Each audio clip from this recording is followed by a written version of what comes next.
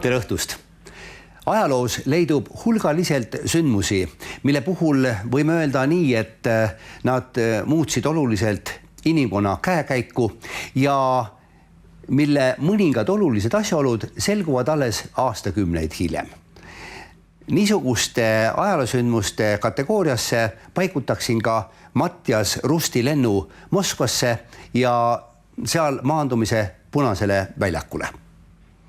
Laupäeval 28. mail möödub 29 aastat sellest päevast, tollase Nõukogude Liidu piirivalvurite päevast, mil 19-aastane Saksa nooruk viis oma Cessna lennuki Moskva kohale ja maandus seal rahulikult Punasele väljakule.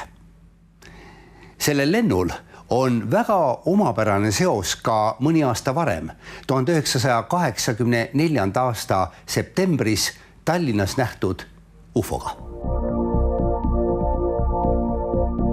Mattias Rust UFO jälgedes.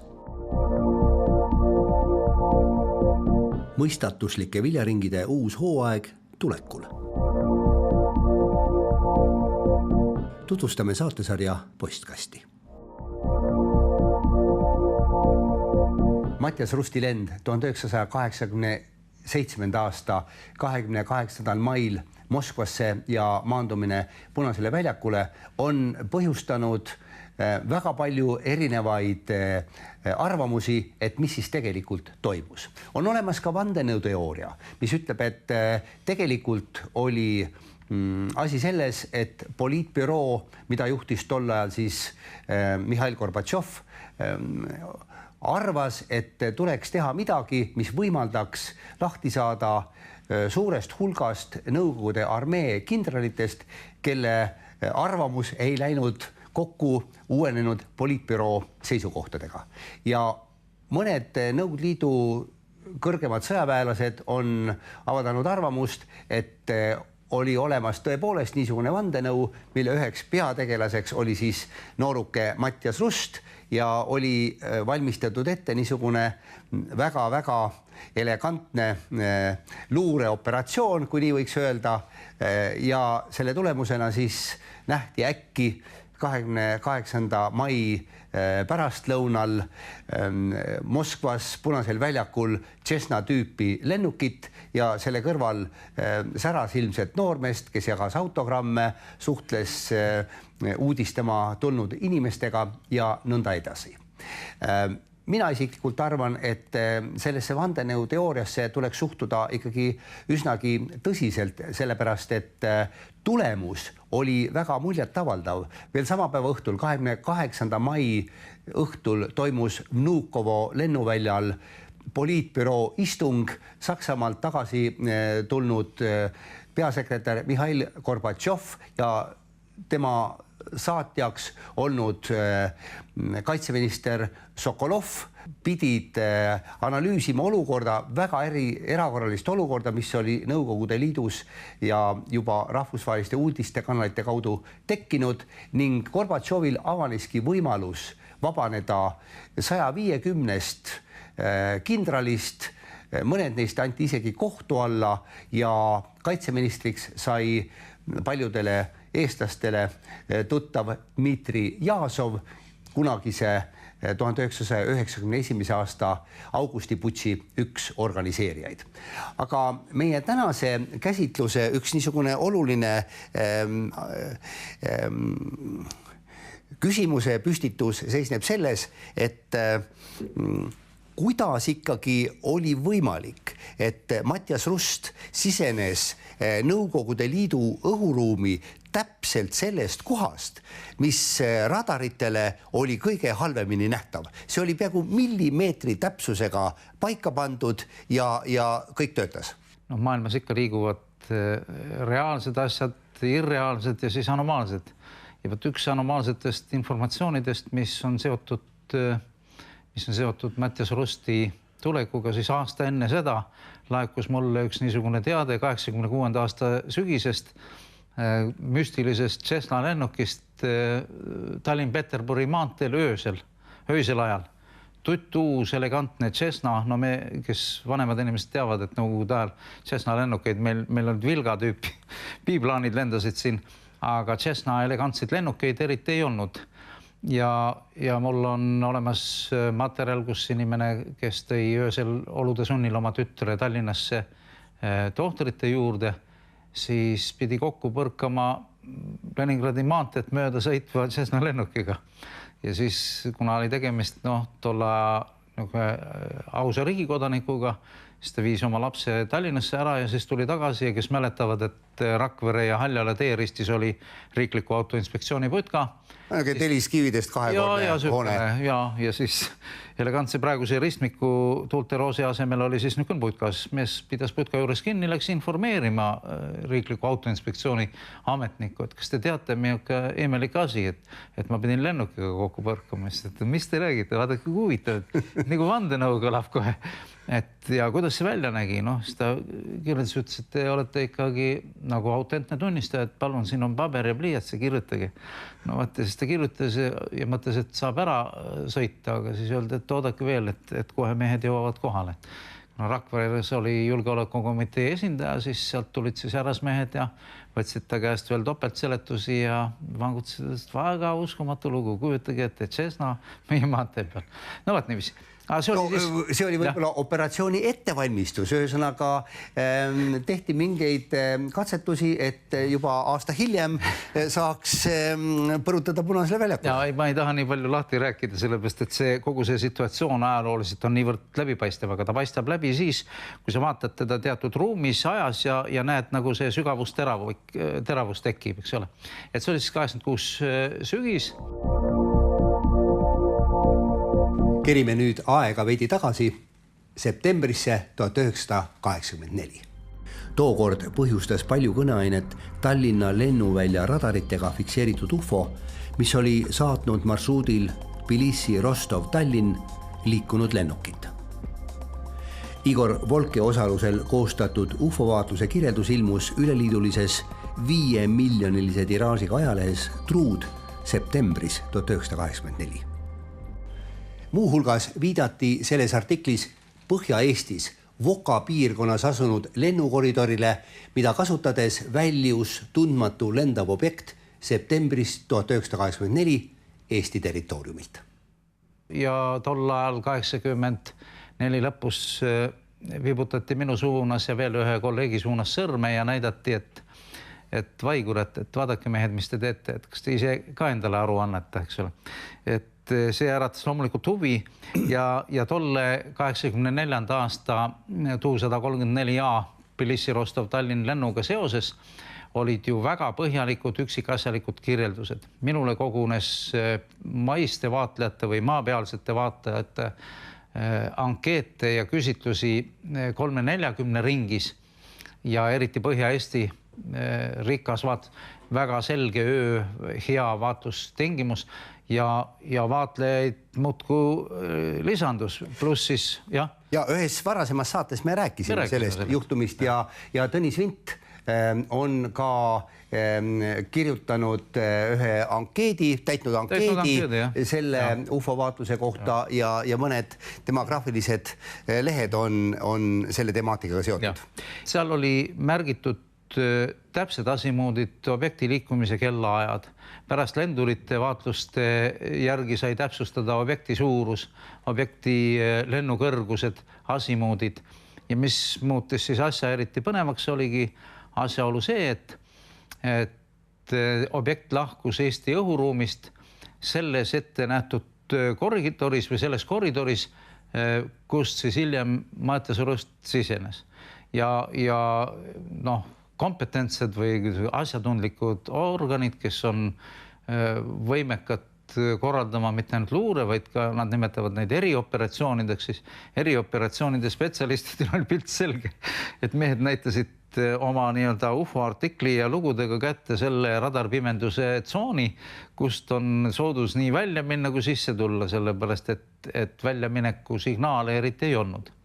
ja sinna lisandus muidugi veel huvitavaid vaatlusi, et see objekt liikus Eesti õhuruumis päris huvitavalt, et sealt oleks võimalik veel ühte koma teist veel edasigi arendada, aga tänane päev on natukene värvikam ja ainult nii palju veel tagasivaates lisades, et too oli sündmuste öö, kus siis katsetati Nõukogude Liidus Plesetskis erikiirendusega raskekaalulist raketti, kus Põhja-Uraalides katsetati Nõukogude süstikut teistkordselt niinimetatud Buran tüüpi, kus atmosfääris ja orbiidil sooritati laserpeegeldussüsteemide eksperimente ja siis veel UFO-vaatlused ja mingid mõistatuslikud koridorid, kust pärast tulevad siis peaaegu et ufoloogilised noormehed sisse ja maanduvad ei kuskil mujal kui Lenini mausoleumi kõrval. Aga nüüd, mis piirkond see siis Eestis tol ajal oli, kuhu sai niimoodi ennast sisse sokutada, et radarid sind ei näidanud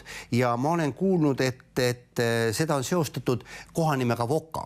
Voka, jah. Vastab see tõele? Ja, Voka koht on kindlalt, sest Voka kohast on varemgi muid keskkonna anomaaliaid, et maailma nagu piirkonnad, eriti teatud kohad pakuvad väga arvestatavat huvi, väga mitmel põhjusel. Seal on geofüüsikalised huvitavad piirkonnad ja nende piirkondade anomaalia, maailmas kõige tuntum on ju Kurski magneetiline anomaalia, eks ole, aga selliseid anomaaliaid ja anomaalseid kohti, mis keskkonnale ja aparatuurile ja loomulikult ka sõjatehnikale peavalu valmistavad, et sellised anomaalsed piirkondi on palju. Ja kui me nüüd ikkagi mõtleme tagasi sellele, et Mattias Rust oli 19-aastane, piloodipaberite saamiseks on vaja vähemalt 45 lennutundi, tal oli natukene rohkem, et tegemist oli ikkagi ülimalt algaja piloodiga mitmes mõttes. Ja vaat see väga algaja piloot leidis siis täpselt üles selle koha Nõukogude Liidu meeletu pikas piiris, kust siis niimoodi üle minna. Ja et see oli täpselt see sama koht, mida kasutas ka 84. aastal nõnda nimetatud tundmatu lendav objekt. Kuidas seda kokkulangevust võiks kommenteerida? No, seal on väga lihtsad ratsionaalsed, et kel silmad näha, need näevad, eriorganid ongi selleks loodud, et nad vaatlevad, jälgivad seda informatsiooni, töödeldakse, seda pannakse ju kohe tähele, et seal signaali ei tulnud sellelt objektilt või ei tulnud selget signaali. Ma tean, et Põhja-Eestis liikunud 84. aasta UFO, seda vaadeldi ka Tallinna lennujaama radaritelt, mul on dispetšerite tunnistusi ja see, et see objekt ära kadus või liikus välja Vokast Soome suunas, et see ei ole nagu saladus, aga see on avalikkusele nagu kahe silma vahele jäänud või tähelepanust välja. Aga eriorganid loomulikult seda jälgivad ja teavad. Ja selleks, et 6-70-aastaseid kindrali võtta maha nii-öelda detsimaalides hulgi, eks ole, selleks ongi vaja luua ja ehitada ei mingi mitte teooria, vaid vandenõu ise. Paradoksaalne, kas on ju suuremat naeruväärset, 19-aastane poiss tuleb läbi 3-kordsest Nõukogude kaitsesüsteemist, varajane avastamine on ju Nõukogude riigipiiri eel ja kohas, siis tulevad Loode sõjaväeringkonna ja siis tulevad vahetult Moskva kaitse ja sealt tullakse läbi, lennatakse madalalt mööda Volokolamski maanteed. Mul on tunnistus inimestelt, kes rääkisid, kuidas lennuk veel tervitas niiviisi ja pani edasi Moskva poole. Tõenäoliselt kaart oli põrandal maas, sest tol ajal Tom-Tommi ei olnud. Et kaart põrandal ja muudku paned ja siis panedki sinna Lenini kõrvale maha ja ütleb, et elagu Nõukogude Liit. Ja no Rust ütles, et ta tuligi Moskvasse selleks, et kohtuda Mihhail Gorbatšoviga ja et anda oma panus rahu tugevdamisele maailmas. Samas vandenõuteooria on selles mõttes päris tugev, et esiteks Rust sisenes Nõukogude Liidu õhuruumi vaat sellest väga täpselt välja mõõdetud kohast, mis ikkagi paneb mõtlema, et kas see juhus oli, tõenäoliselt mitte. Teiseks on andmeid selle kohta, et need inimesed, kes olid siis õhukaitse väeosades, olid saanud korralduse umbes sellel ajal, kui Rust sisenes Nõukogude Liidu õhuruumi, tegeleda hoopis muude asjadega, mingisuguste hooldustöid ja niisuguste tehnika hooldamist oli vaja teha. Kolmandaks on piisavalt palju sellist infot, mis ütleb, et Rust maandus vahepeal Nõukogude Liidu siis Venemaa territooriumil, ilmselt vahetas seal ka riideid ja lõpuks saabus Punasele väljakule. Nii et mõned eksperdid on kinnitanud, et Rust on enne lendu käinud Moskvas, tutvunud Moskva selle piirkonnaga, kuhu siis ta pidi maanduma ja lõppkokkuvõttes siis juhtus see, mida me kõik teame niisugusest Mattias Rusti vallatust lennust, aga on piisavalt palju ikkagi niisugust tõendusmaterjali, kaasa arvatud mõned kõrgemad Nõukogude Liidu sõjaväelased, kes arvavad, et tegemist oli niisuguse rahvusvahelise, ma ei tea, kas seda nimetada luureoperatsiooniks või mingisuguseks erioperatsiooniks, mis võimaldas siis jõudude vahekorda Nõukogude Liidu armee juhtkonnas muuta Gorbatšovile kasulikus suunas. Nii et niisugune põnev lugu, võib-olla kunagi aastakümnete pärast selgub ka täielik tõde, aga võib-olla seda ei selgu mitte iialgi. See kõik on võimalik ja niisuguste ajalugu muutnud sündmustega käib see sageli kaasas.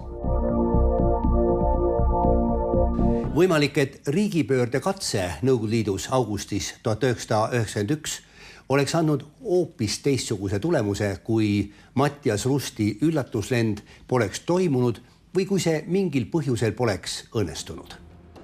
Sellisel juhul oleksid Nõukogude armee eesotsas jätkanud need 150 kindralit, kes ei tahtnud midagi teada relvastuse vähendamisest ja kellest suurel osal oli ka teise maailmasõja kogemus. Tõenäoliselt oleksid nad augustis 1991 käitunud oluliselt karmimalt, kui neid asendanud uue põlvkonna kindralid. Lõppkokkuvõttes tõi Rusti lend Punasele väljakule kaasa Nõukogude armee mõjuvõimu olulise vähenemise Nõukogude Liidu poliitilises süsteemis. See asjaolu omakorda võimaldas Eesti saadikutel Kremlis Nõukogude Liidu rahvasaadikute kongressil tegeleda iseseisva Eesti riigi taastamisega. Ülihuvitav on seejuures asjaolu, et tõenäoliselt hakati erioperatsiooni ette valmistama juba novembris 1986 Eestis, mil Peterburi maanteel Haljala kandis nähti Cessna tüüpi lennukit. Septembris 1984 UFOde poolt sisse töötatud Voka piirkonnas asuvat lennukoridori kasutanud Mattias Rust sooritas suure teene, kui just mitte kogu inimkonnale, siis Nõukogude Liidu poolt okupeeritud rahvastele kindlasti. Me oleme oma esimese hooaja saadetes korduvalt rääkinud viljaringidest, mis millegipärast tekivad eeskätt Lõuna-Inglismaa põldudele, aga neid on viimastel aastakümnetel nähtud ka paljudes teistes Euroopa riikides, Saksamaal, Hollandis ja Jaapanis, Ameerika Ühendriikides ja mitmel pool mujal ning meil on siin laual üks raamat, mis pärineb aastast 1990 ja kui me vaatame neid fotosid, mis on tehtud siis aastatel 1989-1990 ja võrdleme nende fotodega, mida me oleme oma saadetes varem näidanud, mis pärinevad aastatest 2000, 2002, 2003, 2004, siis me näeme, et nende viljaringide kvaliteet nende ütleme kompositsioon, disain on oluliselt muutunud. Igor, sa oled selle raamatuga tuttav ja selle materjaliga palju tegelenud. Kuidas seletada niisugust huvitavat nähtust, et viljaringide tekitajad on ka vahepeal oluliselt arenenud ja pakuvad niisugust kõrgematasemelist esteetilist naudingut võrreldes sellega, mida me nägime aastatel 89-90. Mis on sinu arvamus? Esialgu olid relvad ja sihtimisseadmed olid primitiivsed, siis nad täiustusid. Vahepeal eksitati muuseas avalikkust, et see igasuguste uute relvaliikide puhul tuleb kaverdada. See kavertehnoloogia on see, et leitakse tavaliselt paar eru sõjaväelast, kes annavad üsna tobedaid ja läbipaistvaid seletusi, kuidas on nööride ja laudadega vilja tallavad. Aga siis, kui viljapõllu kuvandite tekkimine oli seotud, kindlalt oli jälgitavad, et 2 tunni jooksul tekkis mitme tuhandest komponendist koosnev, et isegi meie parima valmisolekuga kõige nooremad, kõige sportlikumad tüübid ei suudaks niiviisi vilja tallata, siis oli Sillilegi selge, et siin ei ole tegemist ei helikopteritega, ei loodusnähtustega, ei tuulepöörisega, ei siilidega ega ka keskajalt juba varajakult teatud niisuguste satanistlike fenomenidega. Et siin oli tegemist high-tech, kõrge tehnoloogiat valdavad ja ufoloogiline koos salastatud militaarsega hakkas siit nagu läbi paistma. Ja nüüd täna just ma otsisin ühendust Colin Andrewsiga, kes on Inglismaal neid teemasi pikalt ja tema on ka alustanud. Siis viimaste aastate jooksul on Colin Andrewsi isu avalikkusele selgituse anda tunduvalt taandunud, sest et ilmselt teda on välja kutsutud ja näidatud talle võimalikke tõsiasju, mis ei lähe praegu olemasoleva paradigmaga hästi kokku, aga soliidse inglise härrasmehena oskab ta suud pidada ja seniks tuleb pilti vaadata. Ma tahan nende viljaringidega seoses lisada veel ühe niisuguse minu arvates olulise asjaolu ja nimelt, kui me näiteks vaatame kas või seda pilti, mis praegu on ekraanil, siis siin on suurepärane põld Lõuna-Inglismaal. Siin põllu ühes osas on tekkinud ikkagi päris suur niisugune ala, kus vili on maha tallatud ja tehtud niisugune huvitav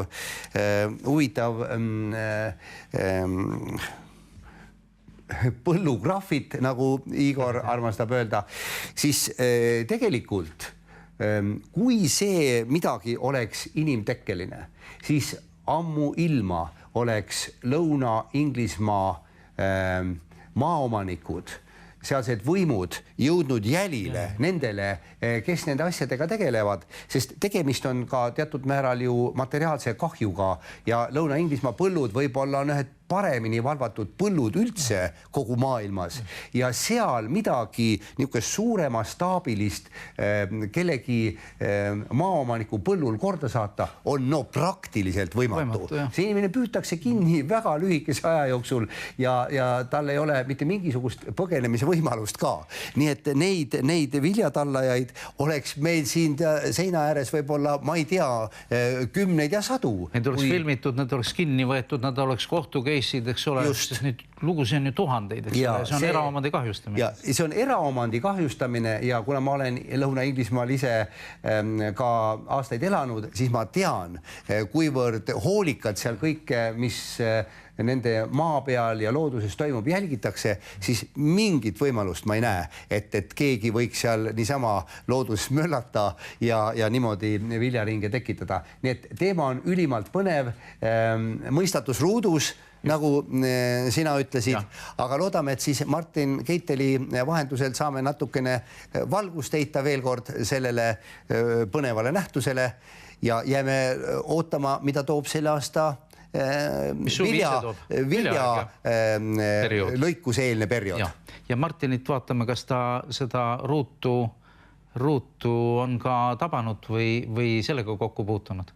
Sest Inglise armee ja ühendrelvajõudude huvi nende piirkondade vastu on päris suur.